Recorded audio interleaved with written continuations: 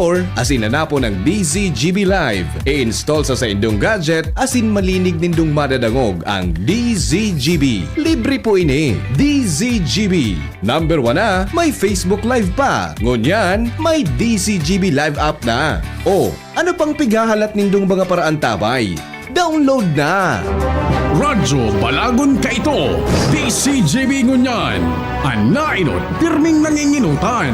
Always number one. Always number one. DCGB, 729 kHz. Enot sa Bareta, enot sa Gabos. 1 minuto pasado alauna.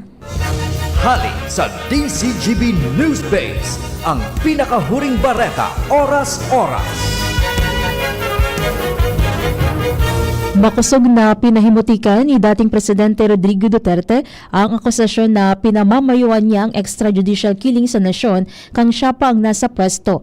Tinawanin doon kang dating Presidente na halin ng ipinapalakop kan sa iyang mga kalaban sa politiko ang nasabing aligasyon. Sinabi niyang nakabase sana ang mga akusasyon sa testimonya kan mga individual na sigunda sa iya halin ng naraot ang kredibilidad.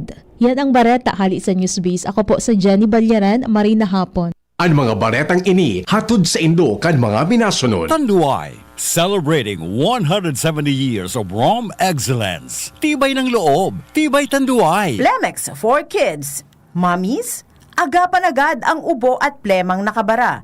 Pambatang lagundi. Plemex! Sa indong nadango, ang pinakahuring bareta oras-oras sa DZGB.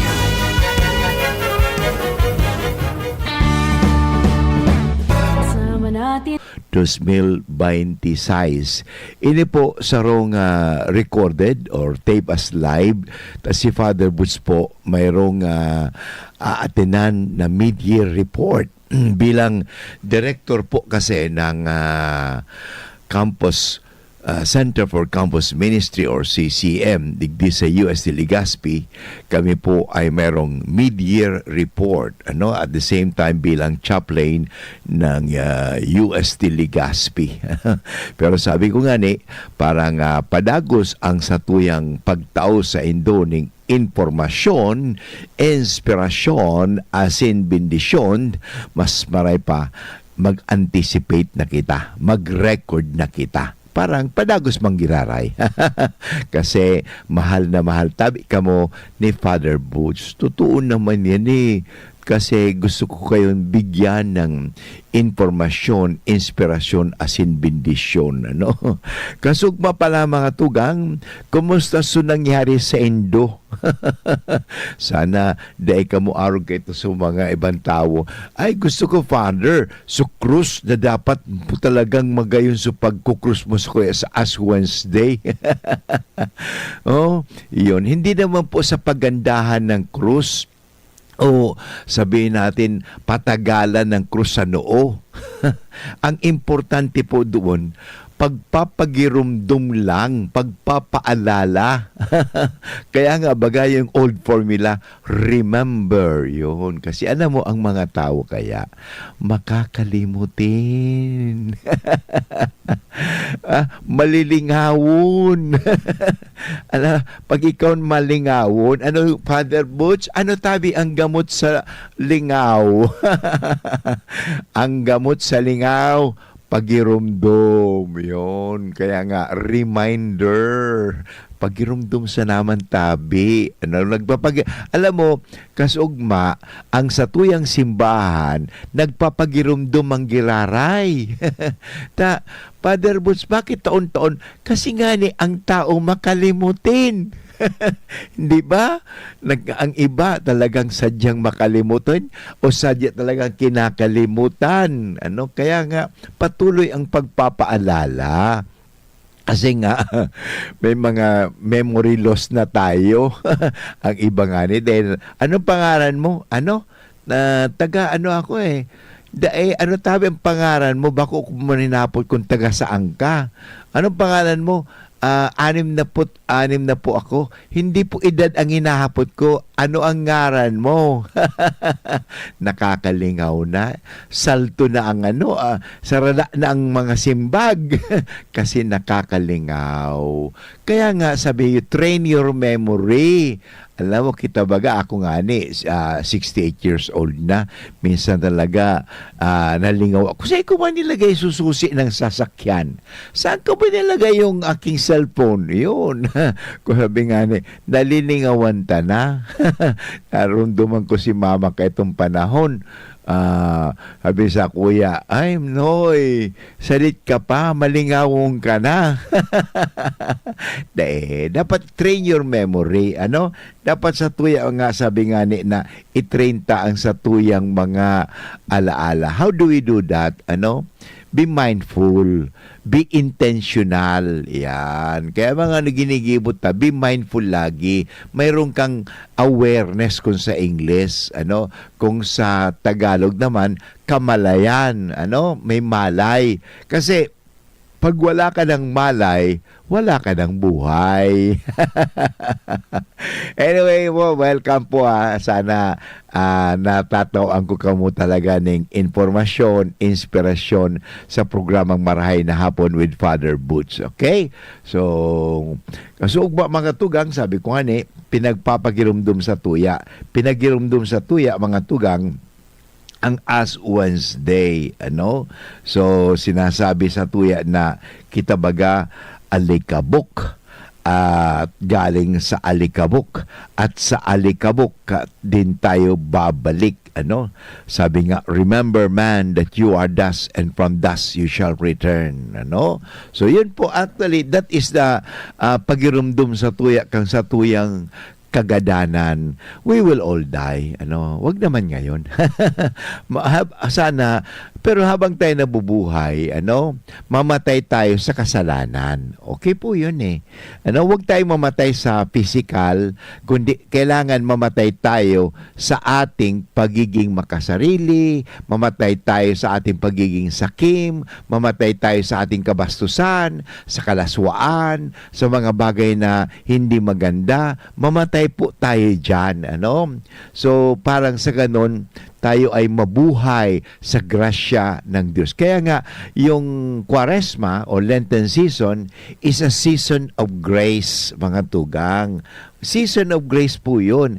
Hindi lang season of sabi natin, repentance. Totoo, because when we repent, we will receive the grace of God. Yan. May negative. Sabi nga, the negative thing is that we have to renounce our sin, So sa tuyang tatalikudan ang sa tuyang mga kasalaan, kasi ang kasalanan, mga tugang, ay nagtatao sa tuya ning sabi nga ning kagadanan, The wages of sin is death. Okay? So, maliwanag po sinasabi diyan sa Sa Romans chapter 6 verse 23,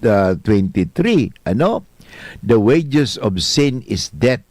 Okay? It's a biblical phrase from Romans chapter 6 verse 23, signifying that sin or disobedience to God earns a consequence of both physical and spiritual separation from God, Kaya it implies, sabi nga, payment earned by human action. Kaya kinakailangan matugang na talagang, sabi nga bayaran tayan, So, napakaganda mga tugang because itong verse nito, yung Romans chapter 6 verse 23, maganda po ito.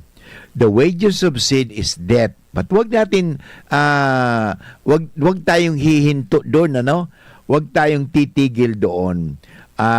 Basahin po natin dire-diretso. Okay, wag mo sabihin the wages of sin is death. Period. No, hindi po period 'yun. Semicolon lang. But the gift of God is eternal life through Jesus Christ our Lord. So yun. Kaya nga ngayon Kwaresma, tinatawag kita ning inaapod na pagkakataon.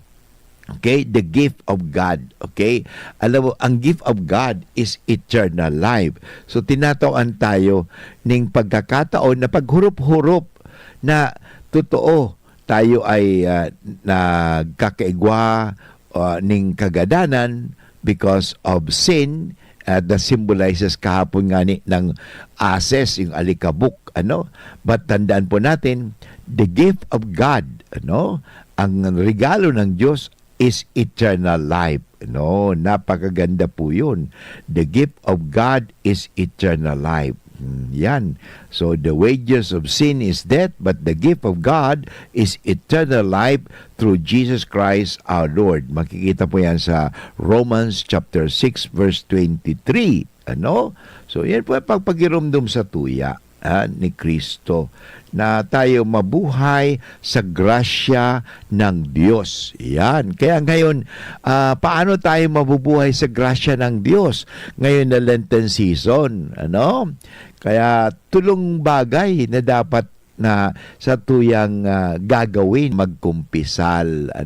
Siguro ngayon na maggawa na tayo ng paraan na makapagkumpisal. Huwag mo na pong patatagalan kasi minsan patatagalin mo pa.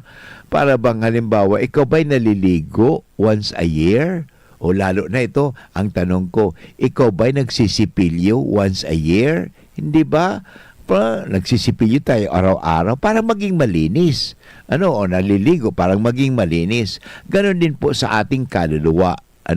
Kasi po ang pagkukumpisal ay nalilinis po tayo sa ating mga kasalanan at tayo nabubuhay sa grasya ng Diyos. Anyway, babalik mo si Father Boots pagkatapos ng mga pagirumdum. For liver health, level up na. Liverate Pro. Silimarin na. Multivitamins pa.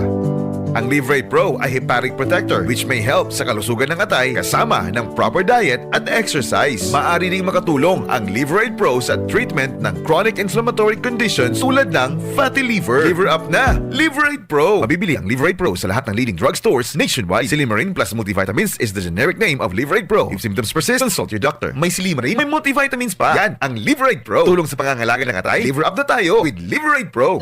Abangan sa Radyo DZGB ang programang Usapang Consumer at Negosyo. Programang magtataonin kasimbagan sa saindong mga kahapotan tungkol sa pagninegosyo. Magdadara ng kadagdagang impormasyon mapadapit sa mga diretsyon ning mga konsumidor asin mga giya kung paano maging mga responsableng parabakan. Usapang Consumer at Negosyo.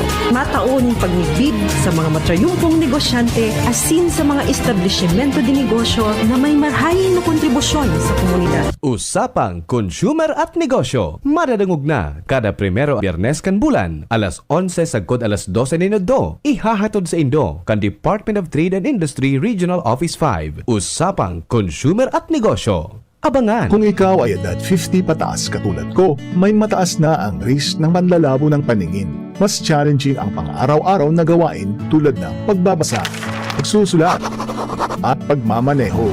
Ang Optin ay may lutin na maaari makatulong sa kalusugan ng mata, nilalabanan ang epekto ng glaucoma, macular degeneration at katarata. Kitang-kita ang kalusugan. Mabibili ang Optin sa mga pangunahing butika nationwide. Mahalaga ang paalala, ang Optin ay hindi gamot at hindi dapat gamitin panggamot sa anumang uri ng sakit. Attention! Attention! Mga paraantabay, may marhay na bareta. Ang DZGB nasa cellphone na! Yes po! Madadangog na ang DZGB sa saindong mga cellphone. Sa katuyuhan na mas lalo kamong mapagsilbihan asin dagdag na konbenyensya sa saindong gabos, ang DZGB pwede nang ma-access sa paagi kan sa indong cellphone. I-download lang sa saindong mga Android phone ang DZGB app sa paagi kang Google Play Store asin Apple App Store asin hanapo ng DZGB Live. I-install sa indong gadget asin malinig nindong madadangog ang DZGB. Libre po ini. DZGB. Number 1 na, may Facebook Live pa. Ngunyan, may DZGB Live app na. O, ano pang pigahalat nindong mga paraan tabay? Download na! inihahatod sa inyo kang Department of Environment and Natural Resources, Regional Office No. 5, ang programang Kapalibutan Ta at Tamanong Ta. Kapalibutan Ta at Tamanong Ta. Programang magtataunin informasyon asin kaaraman, manangod sa satuyang kapalibutan, asin sa mandato kan Department of Environment and Natural Resources. Sa tunghinanyugon, kada Webes alas 11 sagkod alas 12 nin pagkaudto, Kapalibutan Ta at Tamanong Ta. Hatod sa Indo kang DENR Regional Office 5 asin kan istasyon na ini.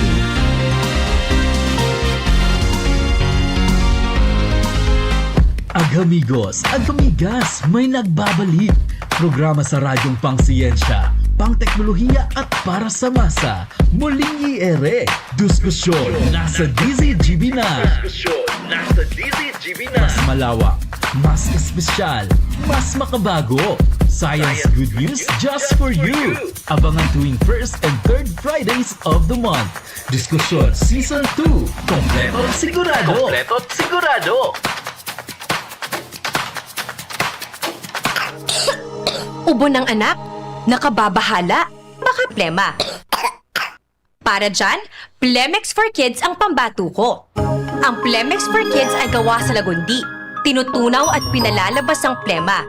Ginhawa para sa bata, peace of mind para kay mommy. Camille Prats Yambao po, nagfi-flex for Plemex.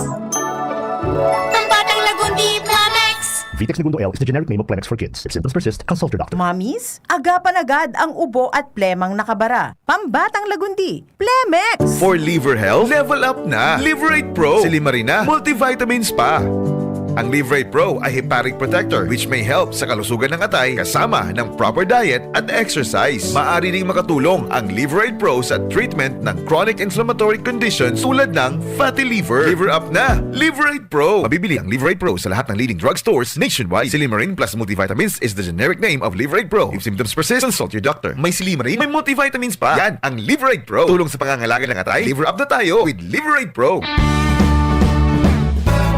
Natin ang Diyos, di ako mangangamba, di ako mababalisa. Kasama natin ang Diyos, kasama natin ang Diyos. Di ako malulungkot, di ako matatakot. Kasama natin ang Diyos. Okay, balik po kita giraray sa programang Maray na Hapon with Father Butch Bombase, OP. Ngunyan na daw ning Webes, petsa 19, kang bulan ning Pebrero 2026. Ngunyan ay recorded po ini, ano?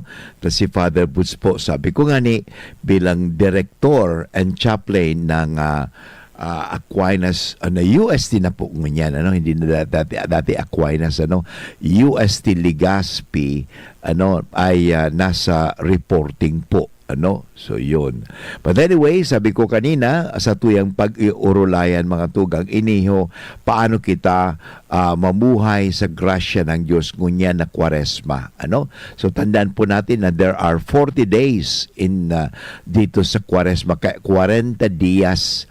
Ano? So ano ang gigibuhon ta sa 40 días na iniho? So dapat pakinabangan ta, ano? So kaswapon first day of the 40 days, ano? So anong magandang gawin? Siguro dapat sinasabi nga ni, meron tayong plan of action. Plan of action. Halimbawa, ngunyan na daw, actually pwede natin ma-distribute ito na kung saan tayo tinatawag na, of course, number 1, keep praying. Okay? So, wag po tayong makalimot, palaging magdasal. Kasi itong tatlong exercises neto sa Lenten season, prayer, fasting, and abstinence, and almsgiving, ito po napakaganda. Prayer that unite us with God, fasting to discipline ourselves, kasi disiplinahin tayo sa tuwing mga sadiri. And number 3, which is almsgiving, let us be charitable to others. Ano, yun naman talaga be loving to others by forgiving, ano. So yun pa mga tugang. So ito po ang magayon na gawin kasi parang labanan ta ang mga masamang bagay.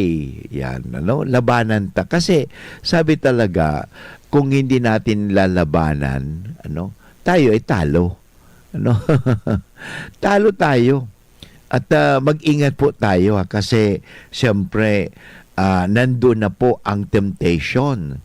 Remember, there are three temptations in our world. Number one, kamunduhan, world, Satan, si Satanas, and ang ating mga sarili. So be careful of the three sources of our sin. World, yung kamunduhan, Satan, and ourselves. So, tandaan po natin, dapat meron tayong tinatawag na spiritual warfare. Yun, meron tayong, dapat ito, ang satuyang pakikipaglaban. So, siguro, magayon na pag-ulayan ini. How Satan tempts us during Lent. Tandaan natin, Lent is not merely a season of reflection. Hindi lang po panahon ito na paghurup-hurup, kundi it is also a season that we have to be in the battlefield. Every day in our life is a battlefield. Tayo po ay nakikipaglaban. Labanan po natin ang kasamaan. Kasi kung hindi po natin lalabanan ang kasamaan, mapapasama tayo eh. Father, hayaan mo lang yan. Magnanakaw, hayaan mo lang. Total, Father, di ba? Nakakaano naman tayo eh. Nasyasyawer naman tayo ng kanilang ninakawan. Di kasabwat ka, magnanakaw ka rin.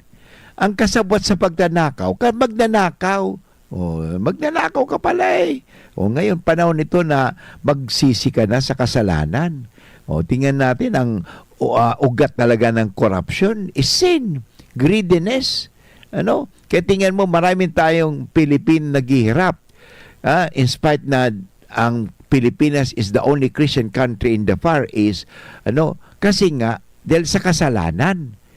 Katoliko tayo, Kristiyano tayo, pero nabubuhay tayo sa kasalanan dahil sa hinahayaan natin ang kasalanan na magtagumpay. Dahil saan? Pagpapabaya, negligence.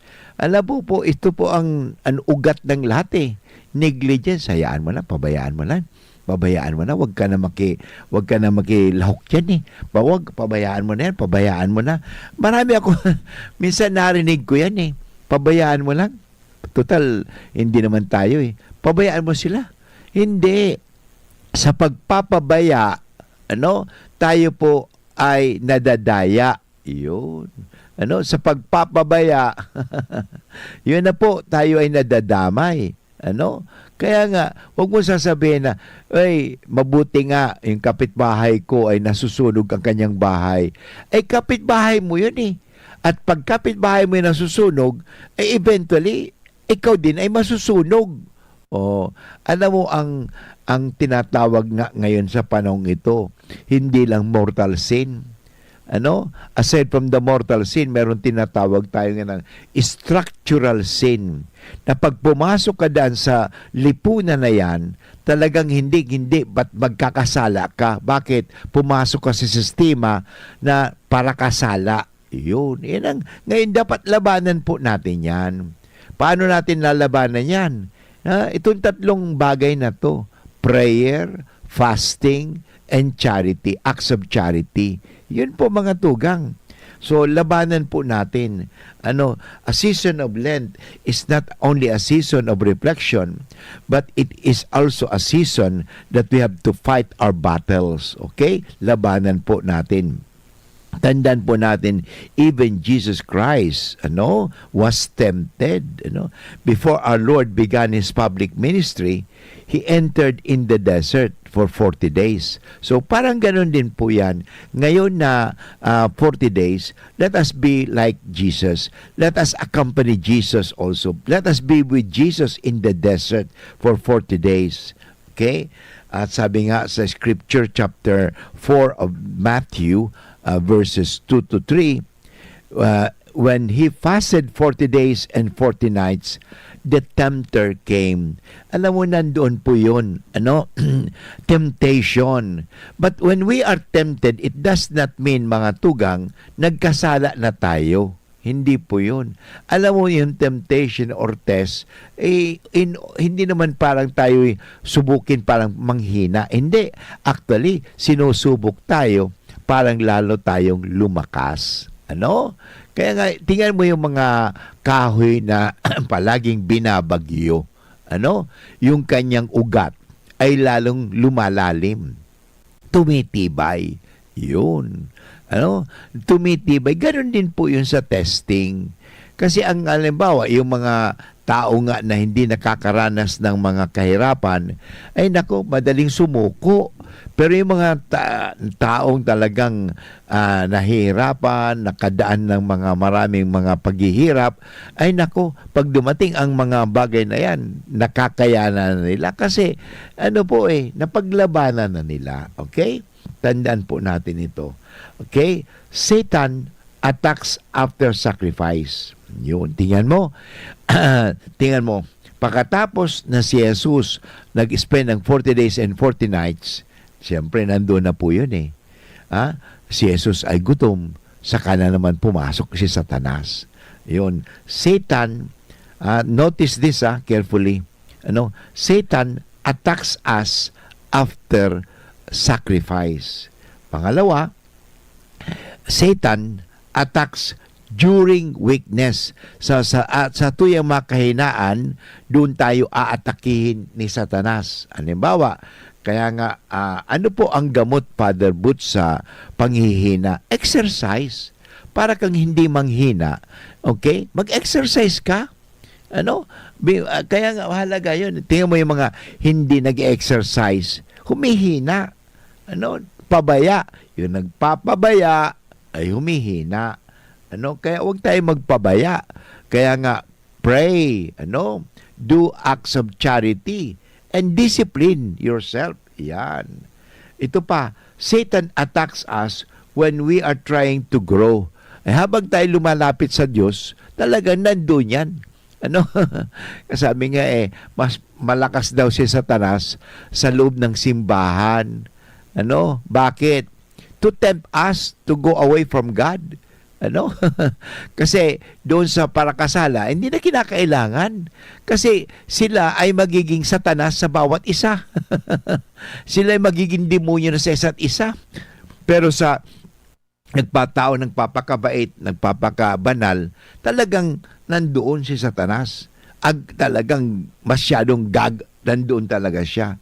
Kaya tingnan mo, pag tayo nagdarasal, nandun si Satanas kasi tayo ay kanyang didistract. Ang dami, distract. Paisipin, nagawa ko naman ganito. Tingnan mo, sa distraction, mga tugang, we are distracted. Ayun bang mga distraction sa buhay na yan, gawain po ni Satanas yan. Kaya maganda po, pay attention to God. Focus on God. Parang sa ganon, hindi ka madistract. Okay? Sisirain ka ang attention mo. Kaya mag-ingat po tayo. And one thing, parang hindi po tayo masira sa ating attention, focus yourself on God. Sabi nga, lift up your hearts and minds to God through prayer. Anyway, babalik muli si Father Woods pagkatapos sa mga paalala. Ang oras tabi ngunyan is 30 minutes after 1 o'clock. An oras hatod sa Indokang. Tanduay, celebrating 170 years of Rom excellence. Tibay ng loob, tibay Tanduay. Plemex for kids. Mommies, agapan agad ang ubo at plemang nakabara. Pambatang lagundi. Plemex! Kasama natin ang Diyos. Di ako mangangamba. Di ako mababalisa. Kasama natin ang Diyos. Kasama natin ang Diyos. Di ako malulungkot. Di ako matatakot. Kasama natin ang Diyos. Balik po kita giraray sa programang Maray na Hapon with Father Butch Bombase OP at pinag-usapan po nga natin ngayon sa Kwaresma, inihong mga tentasyon ni Satanas, kasi ang Kwaresma ay hindi na po yan na panahon na pagnilay-nilay, kundi panahon din po ito na tayo bahagi, sabi nakikilakbay kay Jesus sa kanyang 40 days ng fasting at yun po. And mahalaga po ito tandaan po natin na nandyan po lagi ang alok sa atin ng Diyos pero nandun din po mga tugang ang tukso ni Satanas. Okay? But balalabanan po natin anumang tuksong yan kasi nasa atin ang Diyos. Tandaan po natin, magwawagi po tayo kasi kasama natin ang Diyos. Pag kasama mo ang Diyos, magwawagi ka. Pag isantabi mo ang Diyos, talagang manghihina ka, matatalo ka. Kaya nga ang maganda ngayon, isama mo ang Diyos lagi. Kaya sabi ko nga, madalas po ito pagkagising mo sa umaga, bless yourself. Because every time you bless yourself, parang nilalagyan mo ng shielding or parang immune. Importante yun Shielding po yun. May armas ka against the attack. So mga tugang, kayo na Kwaresma, if you feel stronger temptations during Lent, you are not failing. Hindi naman ibig sabihin na talagang bagsak ka na. Ang ibig sabihin na talaga may temptation, and importante, we have to fight. So alam mo, ang unang temptation na sa this coming Sunday pa daw, ang ating pag-uusapan din kasi ay ang tungkol sa the three temptation of Jesus in the desert. Ang unang temptation, the first temptation is the temptation of the flesh. Yung ating sensual pleasure, sensual appetite, about sex, about food, about drinks, yun. Kaya nga, pagdating doon, mahalaga talaga ang fasting to discipline our flesh. Sabi nga, to mortify. To mortify, hindi multiply. Ang tinatawag natin, self-denial, to deny yourself. Hindi ba sabi ni Kristo, if you want to come after me, take up your cross, deny yourself. Yan muna, deny yourself. So, deny yourself. Ito po, kaya nga meron tayong abstinence, meron tayong fasting. So, this is number one. Ang first temptation is the temptation of the flesh. Okay? Anong sabi nga ni Satanas kay Jesus? Command that the stones be made bread. Matthew chapter 4 verse 3. Tandaan po natin, Jesus was hungry. Si Jesus noon ay gutom na gutom.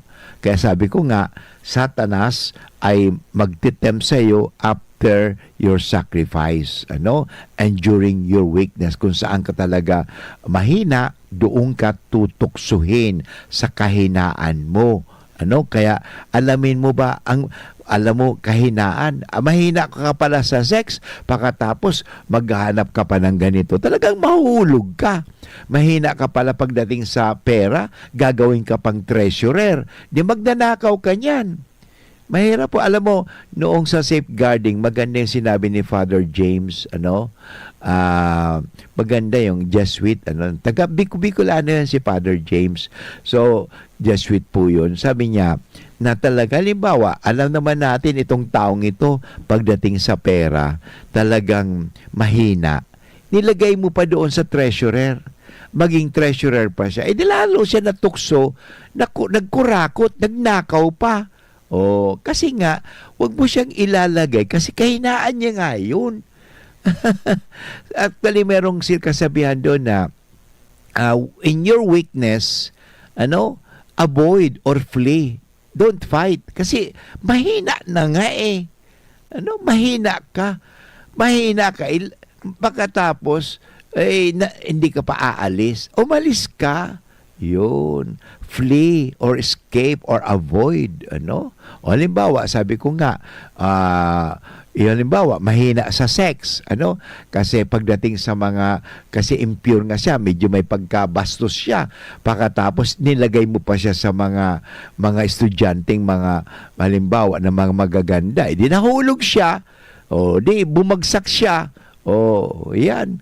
Kaya nga, wag po natin ilalagay ang ating mga kahinaan doon sa kung saan lalo tayo manghihina pa rin. Ano? Kasi talagang babagsak ka. Ano? Mag-ingat po tayo. Ano? So yun, sa flesh po yan. Tandaan natin, Christ was hungry in the desert. So that's why ito nandun si Satanas.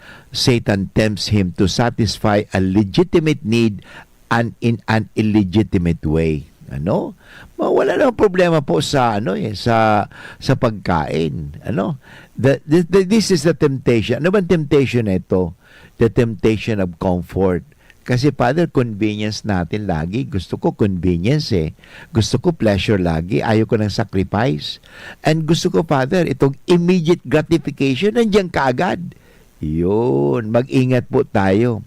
These are the temptations of the flesh. Comfort. Yan. Sensual pleasure.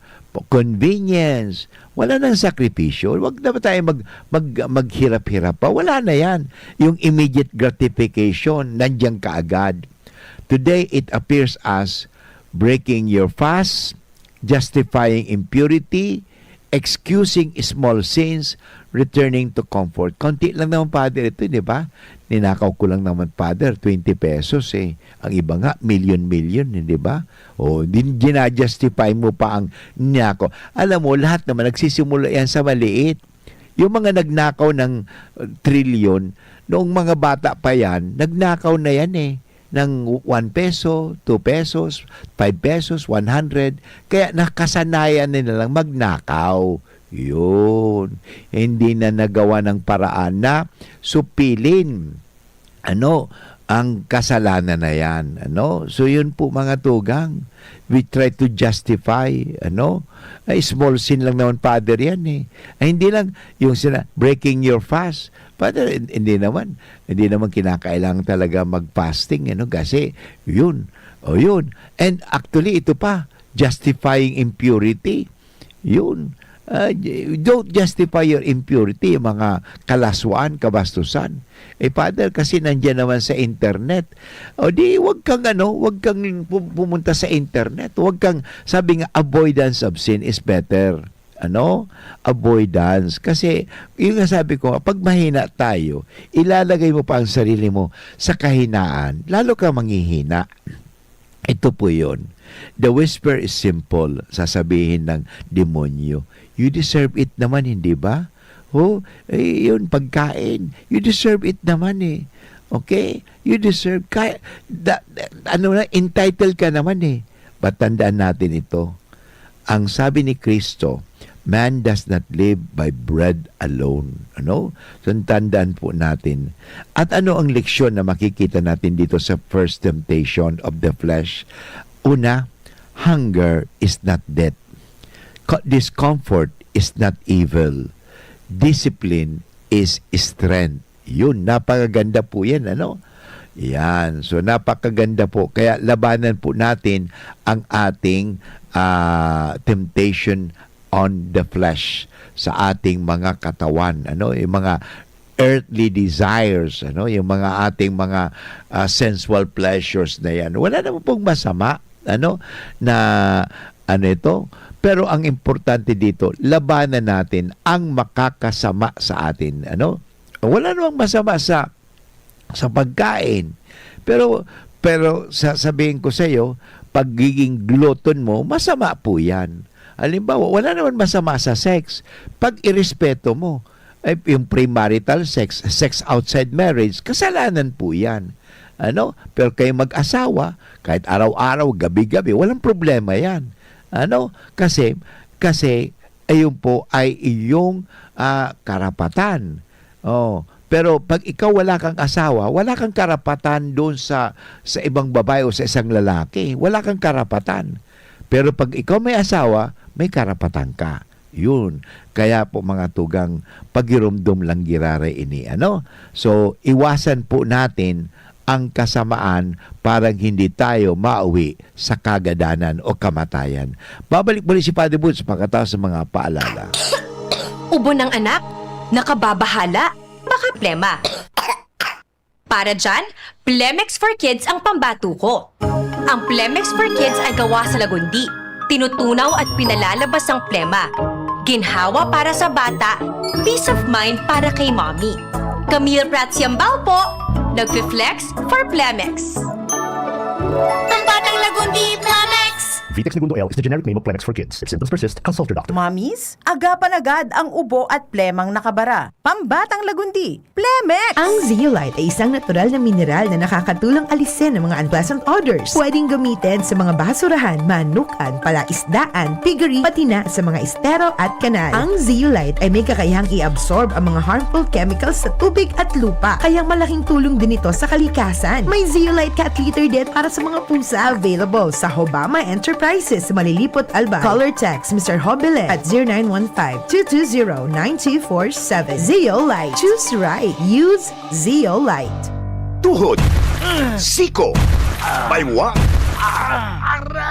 pag laging pasan ang sakit sa kasukasuan, sign na yan ng arthritis o joint deterioration. Karaniwan kapag nagkakaedad na, kailangan ng tibay at ginhawang makakapitan. Kaya ng artrisin yan. May undenatured type 2 collagen at methylsulfonyl methane na maaaring makatulong protektahan ang kalusugan ng kasukasuan. Make the right move. Uminom ng artrisin araw-araw. Mabibili ang artrisin sa mga leading drugstores nationwide. Mahalaga ang paalala, ang artrisin ay hindi gamot at hindi maaaring gamitin panggamot sa anumang uri ng sakit. Kasama natin ang Diyos. Di ako mangangamba. Di ako mababalisa. Kasama natin ang Diyos. Kasama natin ang Diyos. Di ako malulungkot. Di ako matatakot. Kasama natin ang Diyos. Okay, padagos po kita giraray sa programang Maray na Hapon with Father Butch Bombase OP. Ngunyan na daw ning Webes, Pecha 19, kang bulan ng Pebrero 2026. Ini po sa rong tape as live.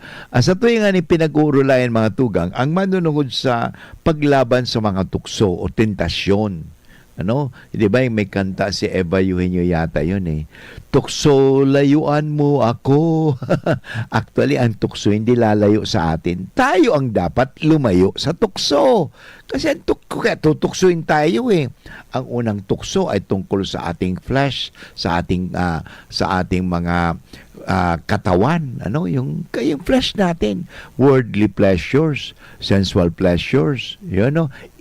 Kaya yung sex, yung eating, ayun, yun po. Ang pangalawa, temptation is the temptation of pride, kayabangan. Ano? Anong sabi ng demonyo kay Kristo? Cast down yourself. Ihulog mo ang sarili mo. Tingnan mo. Tinutukso siya. Ano?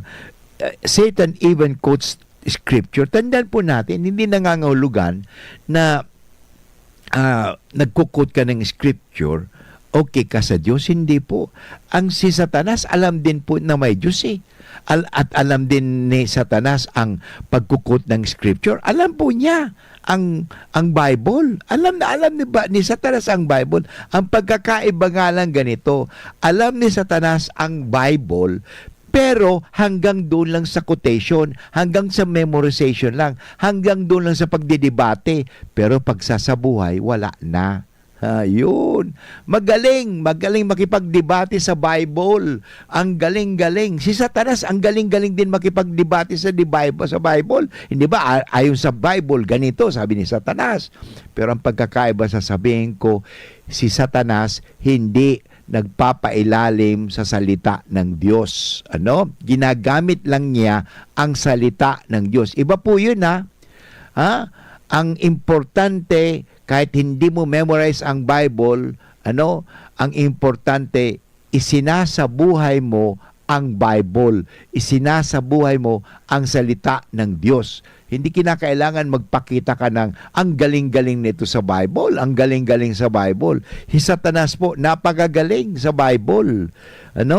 Kaya mahirap po yan. Ano? Ang Bible ay isinasabuhay, hindi pinagyayabang, hindi pinagdidebatehan, hindi akala mo, Bible, Bible, Bible. Hindi po, tandaan po natin, kahit sa Bible, wala namang sinabi na pag hindi ka maniwala sa Bible o hindi wala sa Bible nakalagay, ang paniniwalaan mo lamang ang Biblia. Wala po diyan. Okay, mag-ingat po tayo sa mga sinasabi sa Bible lang. Bible lamang. Wala, hindi po doon. Kasi sa Bible mismo, walang nakasulat, huwag kang maniniwala pag wala na sa Bible. May Bible verse ba yan? Mali. Kaya mag-ingat po kayo sa temptasyon ni Satanas. Pride, ano? Ito pang ginawa eh. Naging mayabang si Satanas kasi alam niya ang Bible. It sounds like you are strong now. You don't need guidance. You are better than others. God will forgive you anyway. Di ba? Sasabihin ka. Yan po ang mga temptations ni Satanas sa atin. It tempts you to test God. Minsan, iti-test mo yung God to presume on grace. Presumption po is a sin. Tandaan po natin. And to seek admiration. Ano po ang response ni Jesus dyan? Maganda po ang response ni Jesus Nang sinabi ng demonyo, magpahilulog ka dyan. Cast down yourself. Ang sabi ni Kristo, you shall not tempt the Lord thy God. Huwag mong tutuksuhin ang Diyos. Minsan tinutukso natin ang Diyos by our sinasabi natin na presumption. Yun, presumption. So, ito po ang mahalaga dito. Sa temptation ng Satanas, magpakumbaba. Ito po ang wala kay Satanas. Pagpapakumbaba. Kaya nga, si Satanas mga tugang, galit sa mga taong mapakumbaba. Kaya kung nagpapakumbaba ka, galit si Satanas. Kaya tandaan po natin yan. Kasi si Satanas, napakayabang. Mayabang siya Kaya nga ang kanyang slogan, I will not serve the Lord. Non serviam. Okay? I will not serve the Lord. In other words, hindi ako magpapailalim sa Diyos. Yun. Yan ang pagkakaiba. Tayo po ay magpapailalim sa Diyos. Dahil tayo ay nagpapakumbaba. Kasi pag ang tao mayabang, hindi rin makapagdasal yan sasabi, ay hindi ko kailangan ng Diyos. Ang kailangan ko pera. Ang kailangan ko ang mga bagay-bagay dito sa mundo. Tandaan po ninyo, may pera ka, may kayamanan ka, lahat ang nasa iyo. Pag namatay ka, wala ni anuman na madadala. Wala ka pong madadala. Pati kabaong mong napakaganda, hindi mo madadala yan. Wala kang madadala kundi ang inyong kaluluwa lamang. Ang kaluluwa na yan ay na hindi nagpakumbaba. Kawawa. Yan. Kaya magpakumbaba. Tandaan po natin, humility protects the soul. Kaya ang taong mapakumbaba ay maliligtas. Ang taong mapakumbaba ay talagang itataas. So, humility protects the soul. Pride opens the door to ruin. Tandaan po natin, ang kayabangan ang siyang nagpapahirap at ang kayabangan, mga tugang, ang siyang nagiging susi ng ating kapahamakan. Tingnan mo pag tayo naging mayabang, nagyabang tayo sa isa't isa, naku, away yan away. Kasi mayabang, Pero ang taong mapakumbaba, tahimik, mayroong peace of mind. Pero ang taong mayabang, walang peace of mind. Kaya palagi siyang guilty. Kaya, maingay. Maingay. Ang taong mapakumbaba, hindi maingay. Kasi mahinahon. Kaya mahalaga po yan. At ang tao mapakumbaba, nagdarasal, sumusuko sa Diyos, nagpapailalim sa Diyos. Okay? And the third temptation, mga tugang, na sa ating labanan, ay ang the power and compromise. Ito po ang nangyari. Si Jesus was tempted. Sabi ng demonyo kay Kristo, ibibigay ko gabos yan. Magsamba ka lang sa kuya. Wow! Sino palang sinasamba natin? Ang Diyos ba? O ang mundo? O ang mga bagay-bagay sa mundo? O ang sarili natin? Yan, power. Kaya tingnan mo yung mga power sa politika, tingnan mo, ayaw nang umalis. Kaya may political dynasty tayo because of that ayaw nang umalis. And because of power, nagko-compromise. Yun, sinasamba na ngayon ang kapangyarihan. Actually, hindi lang pera ang sinasamba, ang kapangyarihan. Kaya yun na nga yung mga tugang. Gusto may kapangyarihan. Pero ang tanong, may kapangyarihan ka, saan mo ginagamit ang kapangyarihan? Sa pagmamahal sa kapwa? O para sa ikaw ay lalong yumaman? Kaya nga yan nauwi sa korupsyon. Kaya maraming naghihirap dahil yan sa kasakiman ng kapangyarihan. Bakit? Wala na bang ibang magagaling sa Pilipinas? Bakit sila na lang? Ang tanong, sila na lang, Father. Ang isang pamilya na lang ang dito ang namumuno sa Pilipinas kasi wala nang magagaling na mamumuno sa Pilipinas. Isang pamilya lang. Political dynasty. Tama po ba yan? Isang temptation po yan Sinasamba ang kapangyarihan. Father, kasi tingnan ninyo, may alam ako, 150 years na po sila sa politics. Mula doon sa pinakagurang hanggang ngunyan, yaong pamanggiraray. Nasa 6th generation na po sila. Kasi papalit-palit, di ba? Yun, hanggang ngayon. Hindi ba talo-talo? Bakit? Siyempre, yun. Pero may kasalanan din po ang mga mamamayan. Bakit? Kailan pa tayo magigising? Hirap nga na ang bayan, pero Father, total, natulungan naman ako. Totoo, natulungan ka, pero barya lang yan. Mag-ingat po tayo. That is the temptation of power. Okay, Satan offers glory without the cross, compromise without suffering, victory without obedience. Kaya nga, ang sabi dito, ang temptasyon ni Satanas ngayon sa panahong ito, tone down your faith.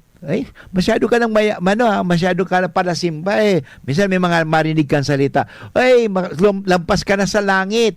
Masama po yung biro na yan huwag kayo magbibiro ngayon, masusobrang ka sa langit. Hindi po tama yan. You are becoming Satan. Nagiging demonyo po yan. Pag ikaw nagsasalita, pinapahiram mo ang dila mo sa demonyo. Sasabihin, huwag kang masyadong seryoso sa pagdarasal. Nagiging dila ka ng demonyo. Minsan sasabihin ka pa, huwag ka na magsakripisyo. Sakripisyo. Pinapahiram mo ang dila mo kay Satanas. Sana pahiramin natin ang ating mga dila kay Kristo sa paghasik ng kabutihan, pagbigay ng mabuting advice. Ano sabi ni Kristo? The Lord thy God, yan lang ang sa imong sasambahin. Tandaan natin, there is no crown without the cross. Okay? Now, how to fight? How to fight this temptation? Gamitin po natin ang dasal. Gamitin po natin ang fasting. Gamitin po natin ang gawa ng kabutihan, acts of charity. Kaya nga, ngayon, gawin po natin ang magagandang bagay. So, tandaan po natin, Lent is not spiritual vacation. Ito po ay paglalaban. Okay? Labanan po natin ang kasamaan. At magtatagumpay po tayo dahil kasama-sama natin si Kristo. Si Kristo nagtagumpay sa mga tukso dahil kasama-sama niya ang Diyos Ama. Ganon din po ang gawin natin. Christ triumphed over temptation and sin because He is always with the Father. So ganon din po tayo. We will triumph, magiging tayong saksi dahil kasama-sama natin ang Diyos at hindi po tayo pababayaan ng Diyos. Maraming salamat po sa lahat ng mga nagdangog sa tuya sa programang Maray na Hapon at nagpapasalamat po ako sa ating technical at the same time sa IT and production. Ito po muli si Father Butz Bombasi, OP, na nagsasabing sumainyo ang Panginoon at pagpalain kayo ng makapangyarihang Diyos, Ama at Anak at Espiritu Santo. Amen. Thank Thank you very much and God bless. I love you. Bye-bye.